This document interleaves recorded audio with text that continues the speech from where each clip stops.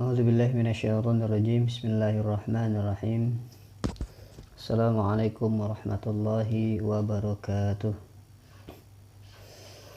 Innal hamdalillah nahmaduhu wa nasta'inuhu wa nastaghfiruh wa na'udzu billahi min shururi anfusina wa sayyiati a'malina may yahdihillahu fala mudilla lahu wa may yudlilhu fala hadiya lahu.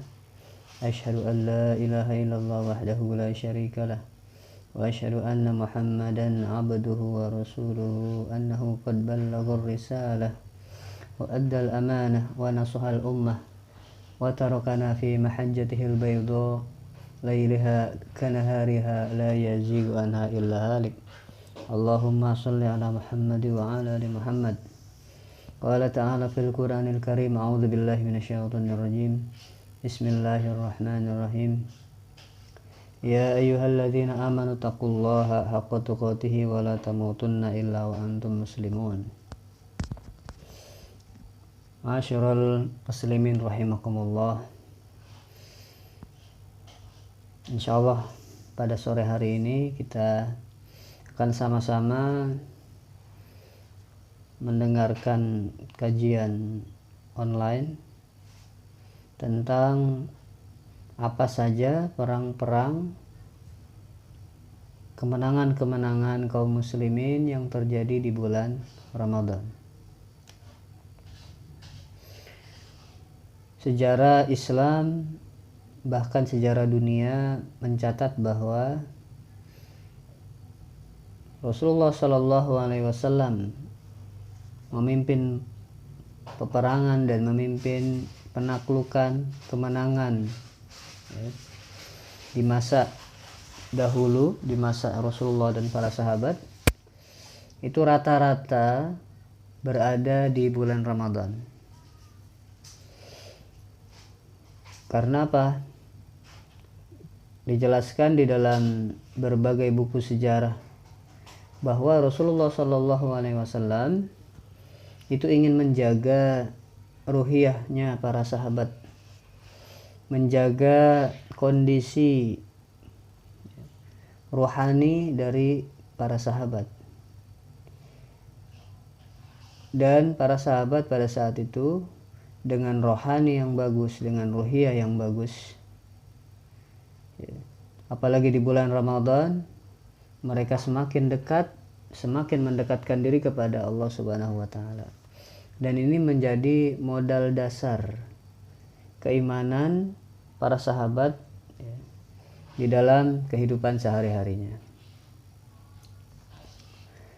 Ma'asyiral mustami'in, ma'asyiral muslimin rahimakumullah. Kemudian ketika seseorang muslim atau seorang sahabat Nabi Muhammad SAW menerapkan apa yang ada di dalam puasa, yaitu menahan hawa nafsu, kemudian juga mengendalikan nafsu dan lain sebagainya, semuanya itu adalah untuk menggapai kemenangan dari orang-orang musyrikin, dari orang-orang kafir. Kalaupun mereka tidak menang, maka Allah Subhanahu wa taala akan menghadiahkan mereka surga dan menempatkan di tingkatan yang paling tinggi. Sesuai dengan firman-Nya, a'udzubillahi minasyaitonirrajim. Allah berfirman dalam surah At-Taubah ayat 111. Innallaha ashtara minal mu'minina anfusahum wa amwalahum bi anna lahumul jannah. Sesungguhnya Allah membeli jiwa-jiwa kaum muslimin dan harta-harta kaum muslimin itu dengan surga Allah Subhanahu wa taala. Dan ini jelas bahwa bagaimana Allah Subhanahu wa taala itu membeli atau menjual surga ini dengan pengorbanan harta dan jiwa kaum muslimin. Kita sambung lagi, ma'asyiral ikhwah wal muslimin. Yang pertama, perang yang dilalui oleh Rasulullah dan para sahabat di bulan Ramadan adalah perang Badar. Perang Badar ini terjadi pada 17 Ramadan tahun kedua Hijriah. Perang ini termasuk dinamai juga perang fasilah bainal haqqi wal batil. Itu perang pemisah antara hak dan batil, antara kaum muslimin dan kaum kafir. Perang ini terjadi di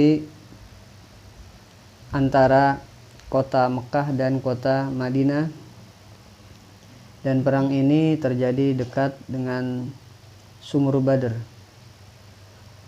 Dan Rasulullah Shallallahu Alaihi Wasallam mengambil keputusan yaitu membangun bentengnya dekat Sumur Badr,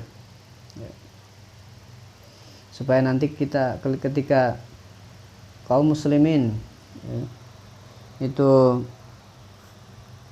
capek dan kehausan, maka Rasulullah SAW dan kaum muslimin mempunyai sumur. Pada saat itu padang pasir, tidak ada air. Makanya Rasulullah SAW sengaja memilih bentengnya, dan pada awal sebelum peperangan Rasulullah SAW ini datang lebih awal di area Badr. Supaya apa? Supaya Rasulullah SAW mengetahui medan dan lapangan yang ada di sekitar Sumur Badr ini. Kaum muslimin pada saat itu yang ikut berperang sebanyak 313 jumlahnya. Perang Badar merupakan perang yang merupakan pembelaan, perang yang terjadi karena untuk membela untuk membela kaum muslimin yang ditindas, dizolimi, diusir, diambil hartanya oleh orang-orang musyrikin Mekah. Ini terjadi, penindasan ini terjadi 10 tahun. Ketika dakwah Nabi Muhammad SAW, itu dakwahnya adalah dengan lisan, bukan dengan perang. Ketika Rasulullah SAW didatangi oleh beberapa sahabat, "Ya Rasulullah, alasna alal haq." Wahai Rasulullah, bukankah kita semuanya ini berada di atas jalan kebenaran? Kemudian Rasulullah SAW bala menjawab, ya. Karena apa? Karena sahabat sudah melihat saking banyaknya sahabat-sahabat yang dhaif, yang dari kalangan budak, dari kalangan ekonomi menengah ke bawah, itu mereka ditindas, disiksa, bahkan dibunuh, keluarganya dan lain sebagainya. Tidak tahan melihat kejadian seperti itu, salah seorang mengatakan, "Ya Rasulullah, apakah kita semua ini berada di dalam jalan Allah yang benar?" Ya, benar. Kemudian dilanjutkan dengan pertanyaan, apakah tidak ada perintah untuk membela, berjihad, berperang, memerangi orang-orang musyrikin Makkah? Kata Rasulullah SAW, "Ana lam umar bidzalik, ana lam umar bil jihad." Kata Rasulullah SAW, saya belum mendapatkan perintah atau wahyu tentang berjihad. Kuffu aidiyakum, yang ada hanya perintah Allah Subhanahu wa taala. Wahai orang-orang yang beriman, kuffu aidiyakum, cegahlah, tahanlah tangan-tangan kalian. Wa aqimus shalah, dan dirikanlah oleh kalian salat. Artinya yang pertama adalah sabar, kemudian yang kedua adalah salat yang senantiasa menjadi penolong orang-orang yang beriman. Di dalam ayat yang lain juga Allah Subhanahu wa taala memerintahkan kepada kita sebagai orang-orang yang beriman untuk menjadikan sabar dan salat menjadi penolong kita semuanya. Wa innaha lakabiratun illa 'alal khashi'in. Dan sesungguhnya sabar dan salat tidak bisa ada yang bisa mempraktekkan, melaksanakan kecuali orang-orang yang khusyuk kepada Islam. Perang Badar ini asal usulnya ma'asyiral mustami'in, ketika rombongan kafilah dagang yang dipimpin oleh Abu Sufyan bin Harb itu pulang dari berdagang dari kota Syam, ya, dari kota Syam. Kemudian dicegat oleh kaum muslimin dan dirampas harta dagangannya milik musyrikin Mekah, itu dirampas semua oleh orang-orang muslim. Loh, kenapa dirampas? Kok dibenarkan dalam agama Islam pada saat itu merampas hak bukan miliknya? Ya karena ya, harta-harta mereka yang di Mekah itu masih ada, ma'asyiral muslimin. Harta-harta kaum muslimin, rumah kaum muslimin, aset-aset milik kaum muslimin di Mekah ini masih banyak. Artinya dengan Rasulullah Shallallahu Alaihi Wasallam mencegat, mengambil, merampas di perbatasan antara Mekah dan Madinah, maka ya, dengan harapan orang-orang musyrikin Mekah itu akan mengambil harta mereka, harta kaum muslimin di kota Mekah. Dan ini adalah merupakan sistem, ya, sistem dalam peperangan. Nah, ini sebab terjadinya perang Badar. Ma'asyiral muslimin, yang kedua adalah Fathu Makkah.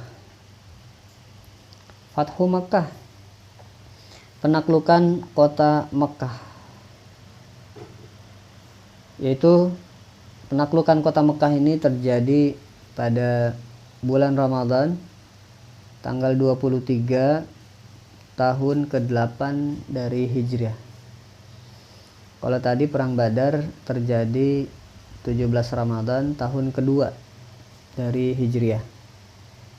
Dimaksud dengan Hijriah adalah tahun di mana Rasulullah Shallallahu Alaihi Wasallam telah melakukan hijrah ke Madinah atau Yathrib. Fathu Makkah, ya, awalnya kaum muslimin dan Rasulullah Shallallahu Alaihi Wasallam berniat untuk melakukan umroh yang sempat tertunda, ya, di tahun-tahun yang lalu. Jadi dengan bahasa lain, kaum muslimin beserta Rasulullah Shallallahu Alaihi Wasallam itu tidak membawa apa-apa, tidak membawa pedang, tombak, baju besi, baju perang dan lain sebagainya, tidak. Tangan kosong. Karena apa, tahun yang lalu di Hudaybiyah itu pernah, ya, Rasulullah SAW dan para sahabat ingin umroh, kemudian dicegah oleh orang-orang musyrikin Makkah. Dicegah, akhirnya ada perjanjian, muncullah namanya perjanjian Hudaybiyah. Nah, di dalam perjanjian Hudaybiyah ini disepakati, ya, kaum muslimin boleh berumroh, tawaf di Masjidil Haram itu nanti tahun depannya lagi. Tahun ini tidak mereka izinkan. Akhirnya setelah ada perjanjian tersebut, Rasulullah mentaati dan para sahabat juga, walaupun ada beberapa sahabat yang, ya, protes kepada Rasul, ya, akan tetapi diredam oleh Rasulullah Sallallahu Alaihi Wasallam. Akhirnya para sahabat mengikuti apa yang berlaku di perjanjian Hudaybiyah.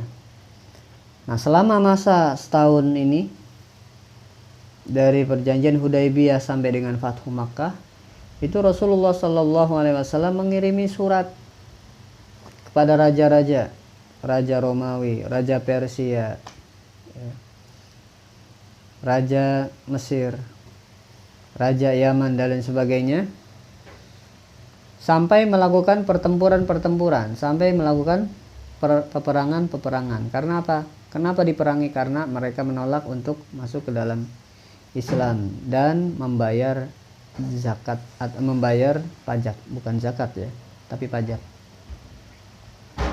Nah, selama setahun ini sudah terlatih kaum muslimin dan sudah terkenal kehebatan kaum muslimin ya, di telinga-telinga orang-orang musyrikin Mekkah. Pada hari terjadinya penaklukan kota Mekkah, Rasulullah beserta 10.000 para sahabat ini menuju ke Mekkah, kampung kelahiran Rasulullah Shallallahu Alaihi Wasallam.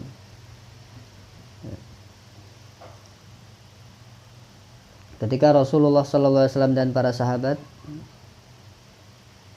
telah sampai di kota Mekkah, ini orang-orang musyrikin Mekkah ini mereka ketakutan, lari terbirit-birit tanpa terkecuali. Kenapa mereka lari? Padahal mereka ini ya, itu sarang mereka, markas mereka di Mekkah. Sedangkan kaum muslimin pada saat itu, pada saat terjadinya Fathu Mekkah, tidak mempunyai apa-apa, tidak membawa alat-alat perang. Kenapa mereka takut? Kalau misalkan 10.000 pasukan kaum muslimin, jumlah yang sangat banyak, nah itu belum seberapa ya, dengan penduduk asli kota Mekkah pada saat itu. Mereka musyrikin Mekkah takut karena apa? Karena kaum muslimin ini sudah banyak mengalahkan pasukan-pasukan yang lebih hebat dari orang-orang Mekkah jahiliyah. Nah, makanya mereka takut. Ketika sampai di Mekkah, kemudian Rasulullah Shallallahu Alaihi Wasallam luar biasa senangnya. Sebagaimana seorang dari kita, ketika kita pulang ke halaman, kampung halaman, maka kita akan senang. Tanah kelahiran, maka kita akan senang. Kemudian Rasulullah SAW mengelilingi tawaf, kemudian mencium Hajar Aswad. Padahal Rasulullah SAW pada saat itu tidak memakai pakaian ihram. Dan di dalam Ka'bah itu terdapat 360 patung berhala. Dan yang semuanya ini dihancurkan semuanya oleh para sahabat sendiri dengan tangan-tangan mereka. Jadi yang menghancurkan bukan Rasulullah SAW patung-patung berhala itu. Akan tetapi yang menghancurkan adalah para sahabat. Ketika sahabat sedang menghancurkan patung-patung berhala itu, kemudian Rasulullah SAW membacakan firman Allah surah Al-Isra ayat 81, A'udzubillahi minasyaitonirrajim. Wa qul ja'al haqqu wa zahaqal batil. Innal batila kana zahuqa. Sungguh telah datang kebenaran dan telah sirna kebatilan. Sesungguhnya yang namanya kebatilan itu pasti akan sirna, kata Rasulullah SAW. Setelah Rasulullah SAW sudah melaksanakan tawaf, keluar dari Ka'bah, beliau Rasulullah SAW memandangi orang-orang sekitarnya. Kemudian juga menaiki tunggangannya, dabahnya. Kemudian berjalan dengan dabahnya dengan kondisi menunduk, tidak berbangga diri. Pada saat itu ayat Allah Subhanahu wa taala surah An-Nasr. Surah An-Nasr. A'udzubillahi minasyaitonirrajim. Idza jaa nasrullahi wal fath wa ra'aitan nasa yadkhuluna fi dinillahi afwaja. Fasabbih bihamdi rabbika wastaghfir innahu kana tawwaba. Sikap Rasulullah sallallahu alaihi wasallam yang diberikan kemenangan dari Allah Subhanahu wa taala adalah menunduk khusyuk. Menunduk khusyuk, kemudian dengan membaca tasbih dan istighfar kepada Allah Subhanahu wa taala. Ini adalah yang pertama-tama kali dilakukan oleh Rasulullah sallallahu alaihi wasallam. Masyiral mustami'in rahimakumullah. Yang ketiga, perang yang pernah dilaksanakan kaum muslimin di bulan Ramadan adalah perang Ain Jalut.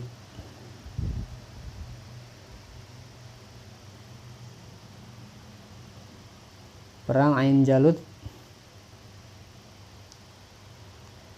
Ain Jalut ini terjadi di perbatasan antara Palestina dengan Suriah kalau sekarang.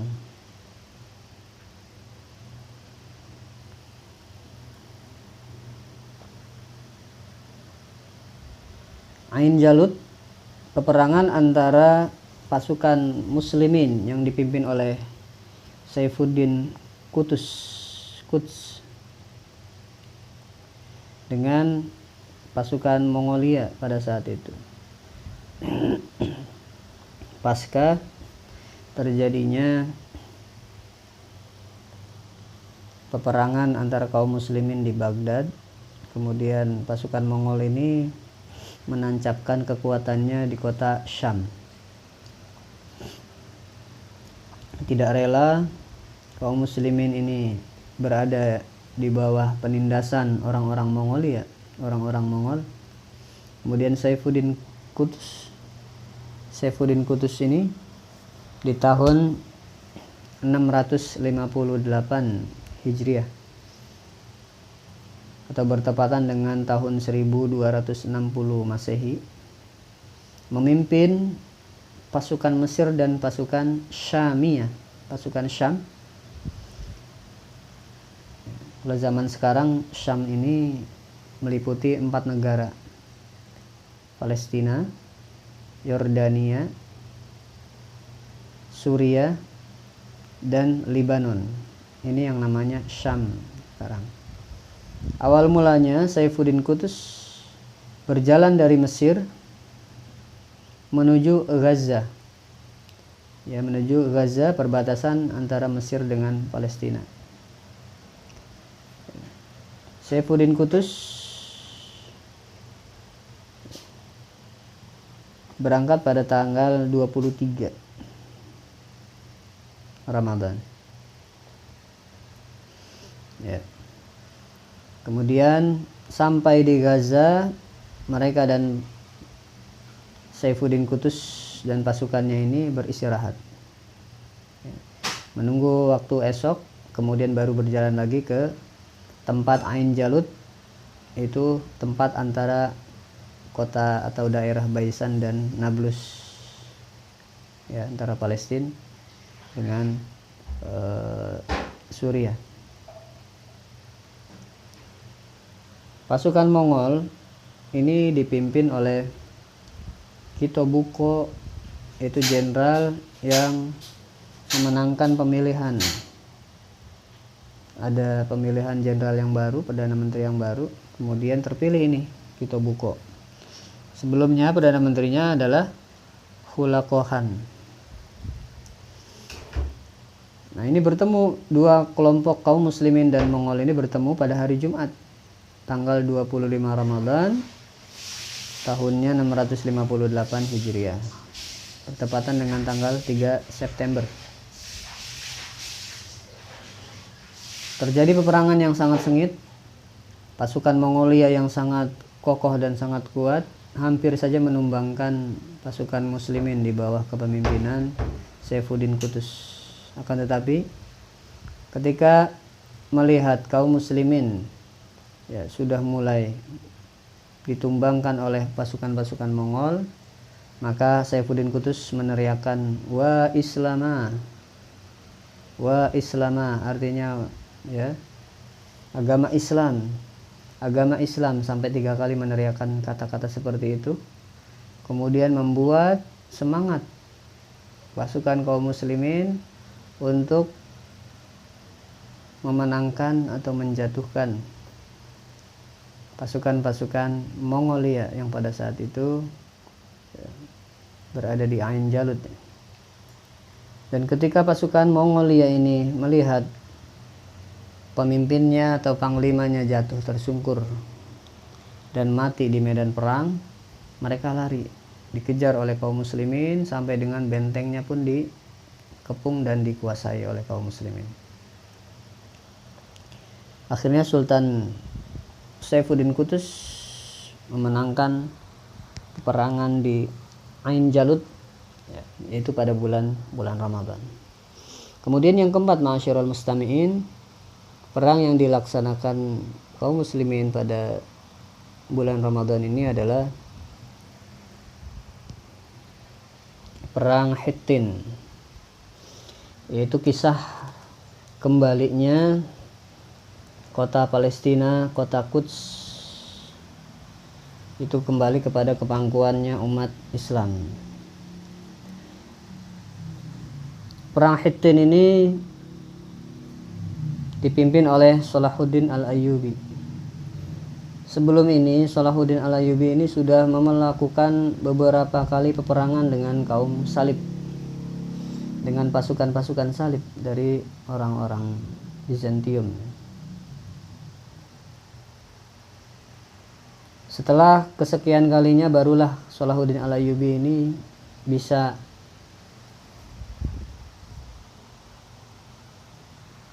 mengambil kembali kota Al-Quds atau Palestina dari tangan orang-orang salib. Ini terjadi pada tahun 1144 Masehi. Perjuangan Salahuddin Al-Ayyubi ini sebetulnya merupakan perpanjangan dari perjuangannya khalifah sebelum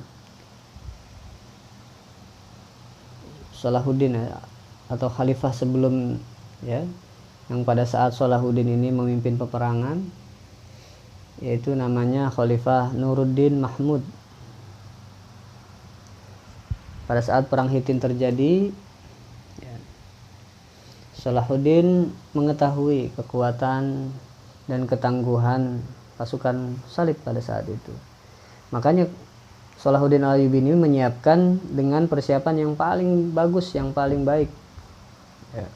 Dari persiapan materialnya, persiapan rohaninya, ruhiyahnya, untuk memenangkan perang di Hittin ini.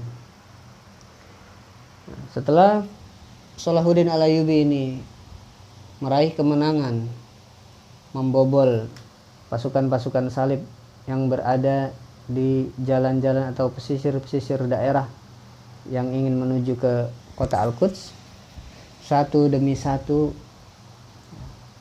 daerah-daerah yang pernah diduduki oleh pasukan salib itu semuanya dirangkul, semuanya diambil, semuanya dikuasai semuanya oleh kaum muslimin di bawah kepemimpinan panglima perang Salahuddin Al-Ayyubi, sampai kepada kota Al-Quds. Salahuddin Al-Ayyubi ini membuat benteng, yaitu di atas Bukit Zaitun. Ya, kalau di Palestina itu banyak sekali pohon-pohon zaitun, ya, makanya sangat terkenal wattini waz zaitun dalam Al-Quran, ya. Maksudnya adalah di bumi Palestina, ya.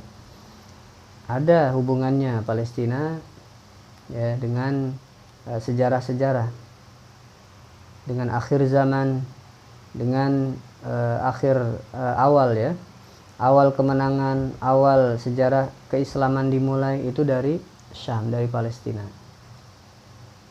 Dan akhir zaman nanti itu di akhir zaman diakhiri di Palestina juga.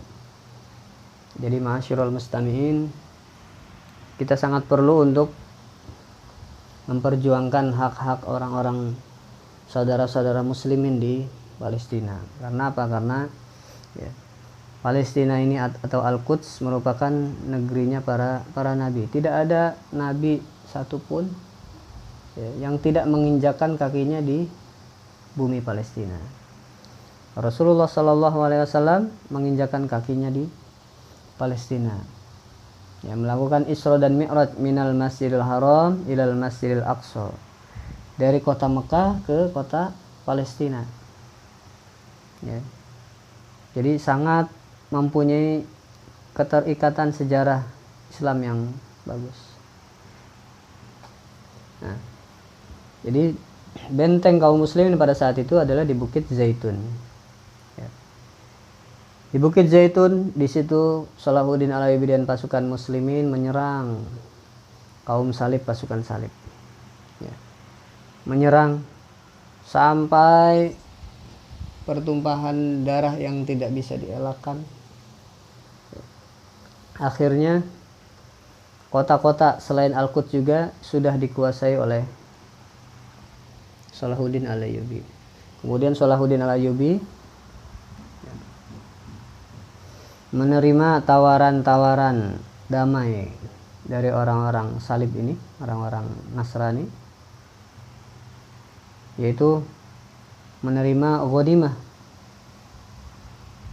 ghanimah perang berdasarkan jumlah pasukan atau penduduk yang berada di kota Palestina.